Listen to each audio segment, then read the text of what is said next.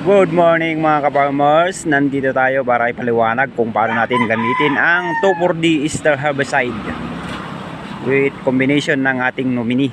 Ito yung kalimitan na ginagamit ko, guys. So, nandito natin, ipaliwanag natin dito paano nga ba natin gamitin tong 2,4-D. Yan, about sa ating palay.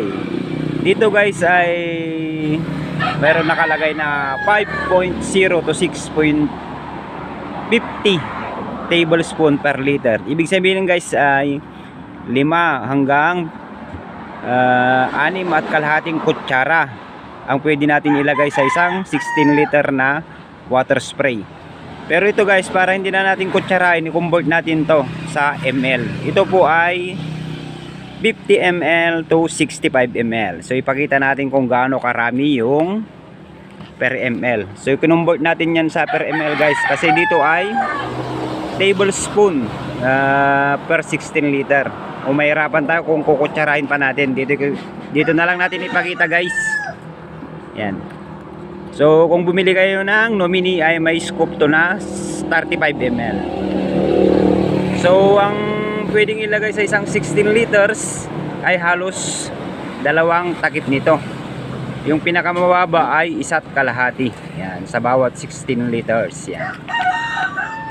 Yan ang ibig sabihin ng 5 tablespoon per liter at saka 6.5 per liter. Pwede mo yang i-convert sa ml para hindi ka na mahirapan. So,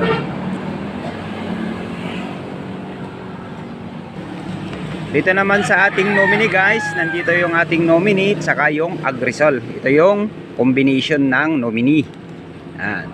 Ang paggamit naman dito, guys, ay isang takal nito na almost 35 ml saka isang takal din nito na almost 35 ml. So equivalent to 70 ml. Yan. Mixing sa isang table, isang 16 liters na spray. Halos ito ay nasa 3 timplahan ng 16 liters per tank. Yan, guys. Maraming salamat.